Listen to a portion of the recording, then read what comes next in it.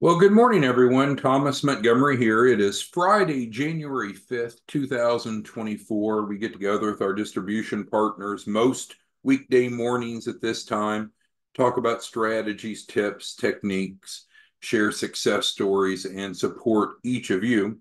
We're having a little bit of a slow technological morning. We've had a lot of rain here, and for whatever reason, it seems like the internet is running slowly. But it is our pleasure to get together with you today. We did send out a reminder earlier this morning, and what we want to talk about today is overcoming objections.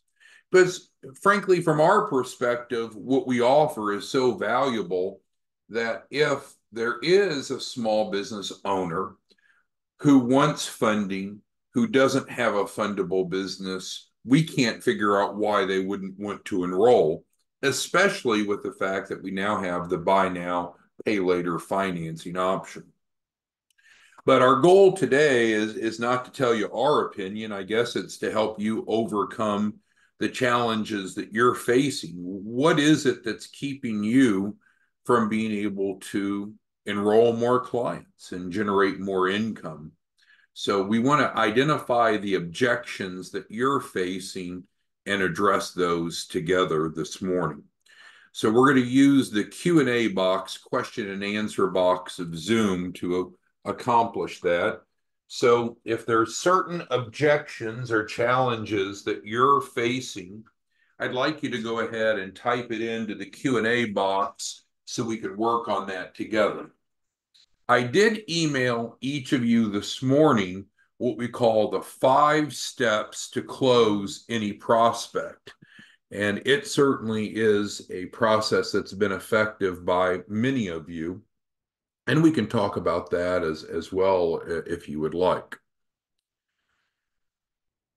But what I want to do is go through and identify what are the challenges that you're facing when trying to enroll clients into the startup program.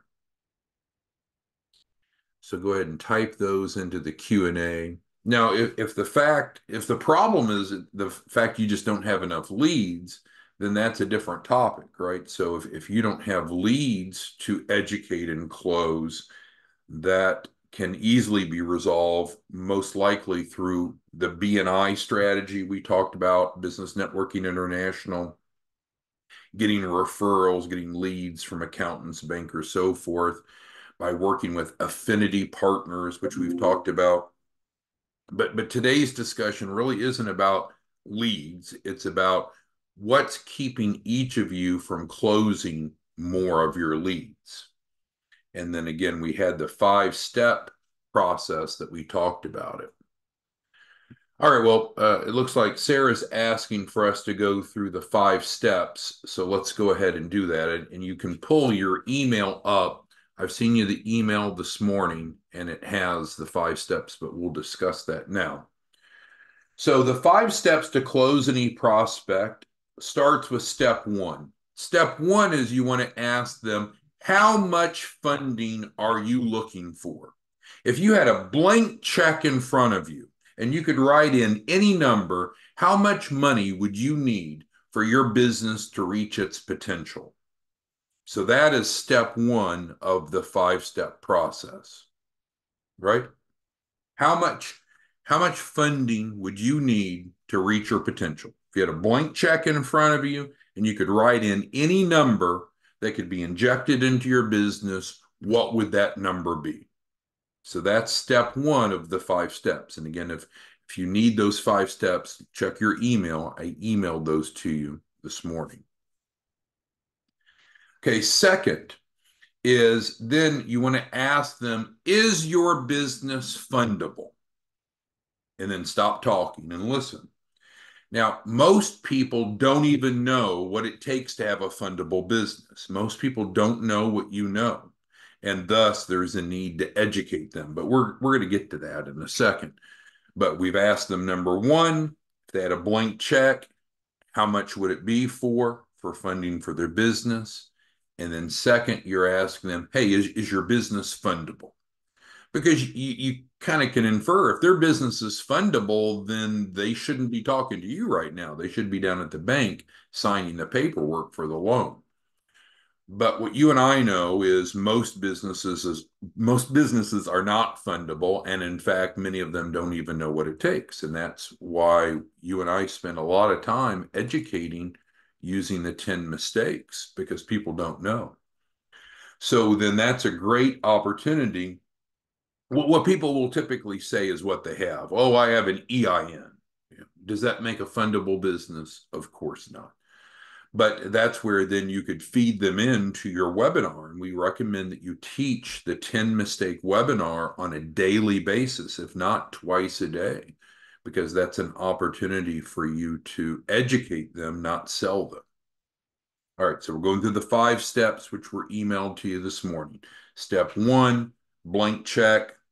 How much would you want to start or grow a business? Step 2, ask them if their business is fundable. Step 3 is then we need to educate them about what a fundable business is. Now, of course, if you use the curriculum that we talk about, it's a very soft sell, isn't it? Because after we've educated them about the 10 mistakes, then the final slide of that actually outlines what it is that we do with the grant. So then that takes us to step number 4 of the 5-step process to close any prospect. So step 4 is to pull it all together for them. So let's say that we have Cecile. She's one of our distribution partners, but we'll just use her for the role play. So I've asked Cecile how much money she would like, the blank check analogy, step 1. Step 2, I've asked Cecile if her business is fundable. Step 3, I've kind of confirmed if it is or not based upon educating her. And then from there, I'm going to go in to pull it all together. Step number 4, I'm going to say, well, Cecile, here's what we can do for you through the grant. Number 1, we'll give you a $2,500 allocation right now up front. And that, in fact, covers half the cost of the startup package. Secondly, we'll pay you $10,000 to participate in the grant program. And number 3, we offer a money back guarantee. If we don't do everything that we promise to do, you can keep the $2,500 grant that you got up front allocation. You can keep the $10,000 and we'll pay your $2,500 back. So there's literally no risk. Let's give it a try, Cecile. So that's the 5-step process to close any prospect. And again, I emailed that to you this morning, so you should have that in writing. Some of you are asking for that in writing. I sent it to you in writing. Okay, so let's see. Okay, so Ernest is asking about the money back guarantee. Yeah, the money back guarantee is something that I think you should include in your pitch because it removes the perceived risk by the prospect. Because absolutely, we collectively, we will do everything that we promise to do. And if we don't, then they should get their money back and they can keep the 10,000. Sorry, they can keep the 10,000 and they can keep the initial $2,500 grant allocation. So, I mean, at some point, why wouldn't they give it a try? All right, so let's see here. Cecile says that some clients have had issues before with other resources. Well, yeah, I mean, we can't help that, right? I went to a restaurant once in 1986 and got food poisoning, but do I assume that all restaurants will give me food poisoning now? Of course not. That's not an accurate extrapolation. So don't worry so much, Cecile, if the client had a bad experience somewhere else before. Follow that 5-step process. There's no risk to the clients. Money back guarantee. All right, let's see. Felicia says, okay, so Felicia's point with our distribution partner approach, you're going out to the marketplace under your branding. And so, Felicia, maybe you're going out to the marketplace as a for-profit resource or a nonprofit. I don't know. Each of you are entrepreneurs. Each of you are our branch partners, and you are controlling what you name your business and how you go out to the marketplace. Some of you are making some questionable decisions. Big Money Mike, I don't think is on here, but he literally goes by the term Big Money Mike. Sounds kind of greasy, right? It doesn't sound real good. So yeah, the impression that you give can impact how credible you seem, right? So if your email is bigmoneymike@gmail.com, you're kind of opening up for a little bit of scrutiny, right? So it is true how you present yourself to the marketplace could impact if you have perceived credibility or not. That is correct. Felicia's asking about what things she can do as a partner to improve her credibility. Well, you can join the Better Business Bureau. You can join your local chamber of commerce. If you decided to set up a nonprofit versus a for-profit, there's some other things that we can do, but that's all about you and your branch and how you're wanting to position yourself and how visible you are in the community. But we can coach you on that, but those are decisions that you make as the CEO of your business. Zachary says, how about me? Well, how about you, Zachary? I'm not sure what that question is, but yeah, Zachary, as a distribution partner, follow that 5-step process, and I think that you will close most of your prospects. Closing with a strong statement, Zachary, of, hey, number one, we'll give you 2,500 allocation from the grant up front. So that covers half their cost of the package. That's a good start. Second, we'll give you 10,000 to participate. That's even better. And third is we'll give you a money back guarantee. If we don't do everything that we promise, then you can keep the 10,000, you can keep the 2,500, and we'll refund the 2,500 you paid. So that has been working really well. Cecile says she didn't receive the 5 steps. Okay, so we emailed to all of our branches this morning. If you didn't receive it, email us and we'll figure out why you're not on the distribution list, because we did send a reminder out to everyone. So anyone that doesn't have it, didn't receive the 5 steps, email us, because we literally sent it out this morning as a reminder. Dulcie, yeah, so several of you say you don't have it. So again, if you didn't receive the 5 steps that we sent out as a reminder this morning, email us. We'll get it to you.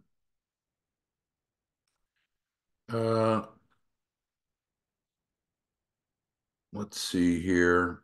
Felicia asks how long, well, the for-profit versus nonprofit. So that's an option we give everyone when clients are enrolling in the startup package, which is funded through the grant or half funded through the grant. We give each client an option. Do you want us to set you up as a for-profit or a nonprofit? In the beginning, it's the same at the state level, but at the federal level, it makes a difference once we get to here. And so if you would like your branch to be set up as a nonprofit, which I think makes a lot of sense, we can certainly help you and support you in doing that. And I think that would allow you to have an even warmer response in the marketplace. You certainly could have 2 businesses or 2 organizations, one that's a for-profit, one that's a nonprofit. I know each of you that are branches, we have our one-on-ones, and so we could talk about kind of pros and cons based upon what you're trying to accomplish during our one-on-ones. But Felicia's onto something. If you're looking at how you can best position yourself for credibility in the marketplace, there's a number of things that you want to do with your branch, and it's the name of your entity and then how your entity appears to others. But we can support you in that. Zachary's asking about the package. So the startup business package is, of course, $5,000. The grant covers half. The participant pays the other half. And then we have the buy now, pay later lender that will finance that. So we're not really running into money problems anymore where people don't have the funding to participate. Because again, the grant pays half, participant pays the other half. We've got the lender that has guaranteed approval, so that's not a problem. So they're getting the 2,500 allocation up front without having to beg or plead for it. They're getting the 10,000. And then with a money back guarantee, if they go through it and we didn't do everything that's promised, then they get their money back, right? So there's just no risk. But it goes back as we talk about the 5 steps. Remember, step 1 is ask them how much they want, if the blank check analogy. Step 2 is asking, do you have a fundable business? Well, a lot of people don't have a fundable business, right? That's kind of why they need you and I in the program. Well, then we offer one alternative to have a fundable business, but they could go do it on their own. I had one gentleman yesterday, he was kind of wiry, and I said, sir, I recommend that you don't enroll. I really don't think you should enroll. Just you're so smart and you're so fucking successful. Just go do it yourself, right? Because some people will bring an attitude to you. It's like, I don't need you. Go do it yourself. Here's the roadmap. We still will educate them. They don't have to enroll. They can do these things on their own. They can review the proposal on their own. They can read the press release on their own. They can watch this on demand if they want. Then go do it yourself, right? It's not like we have some magic wand that we can do something that they can't do on their own, but we can do it probably more effectively, more efficiently, more quickly. But the key is to educate. Frankly, don't worry about if people enroll or not. Just focus on educating people. Build their financial literacy using this curriculum. Plenty of people will enroll if you educate plenty of people. You see, the key is educating, not selling. We don't need to sell anyone. All right.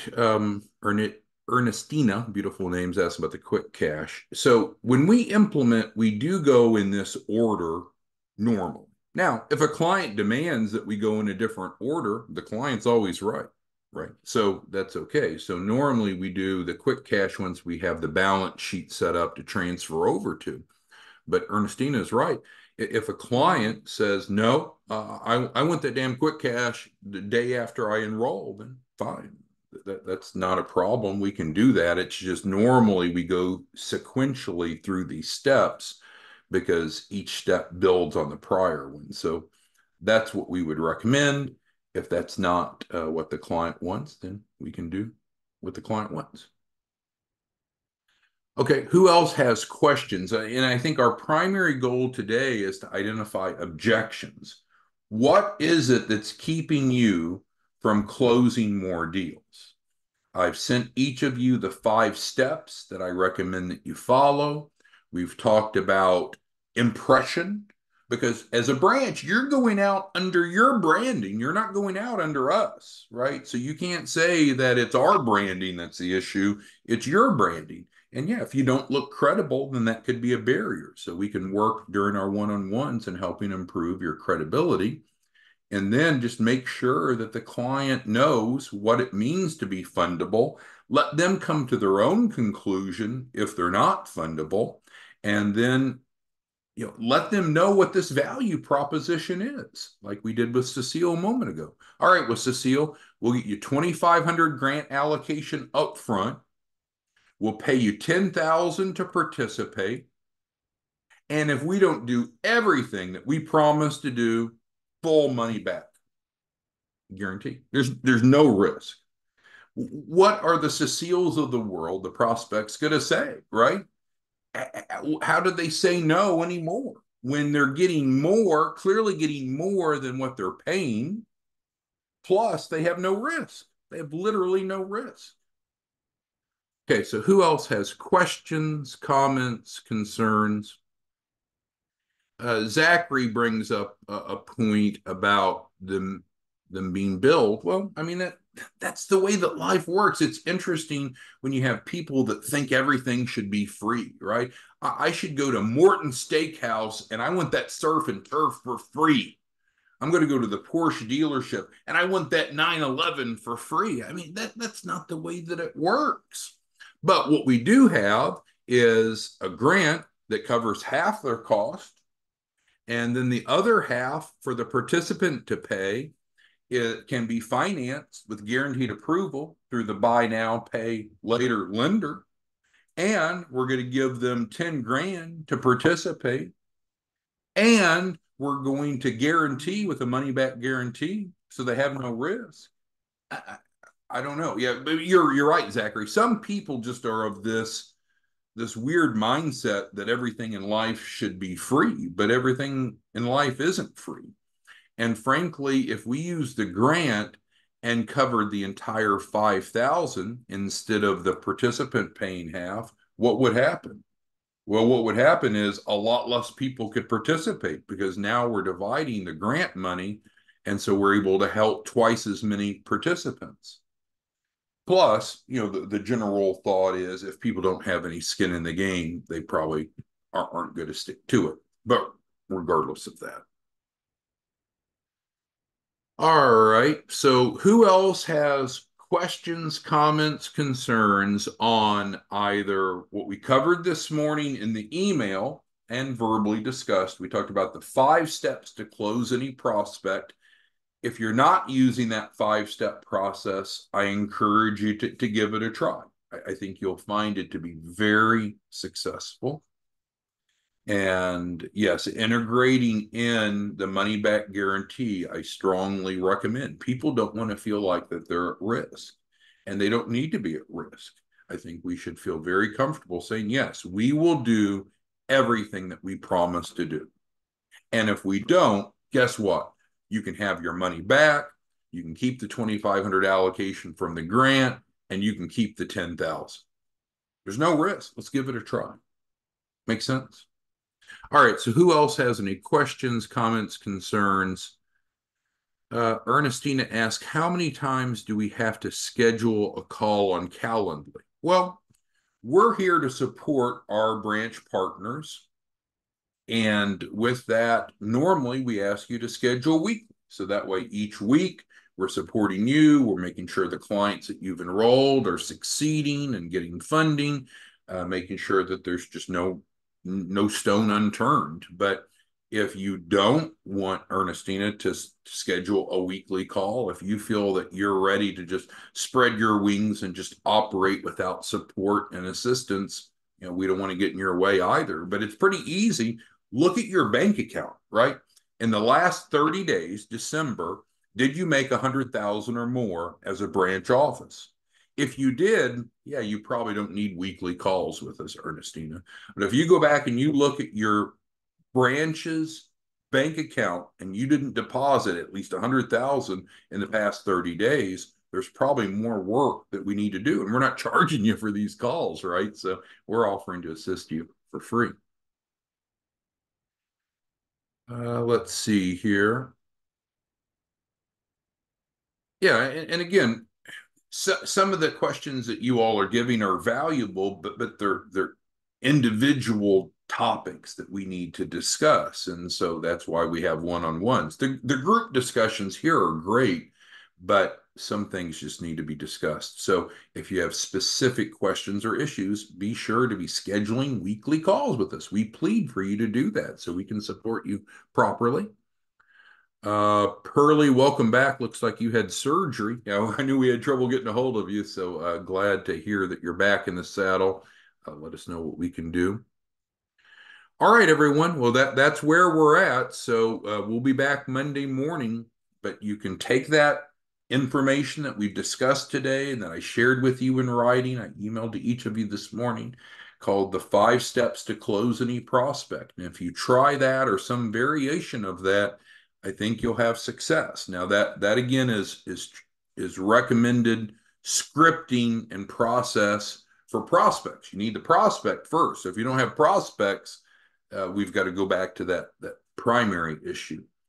But as far as how to handle prospects once you have them, I do recommend trying the 5 steps sequence. All right, thanks everyone. We'll see you back Monday morning. Have a good day and a good weekend. Bye.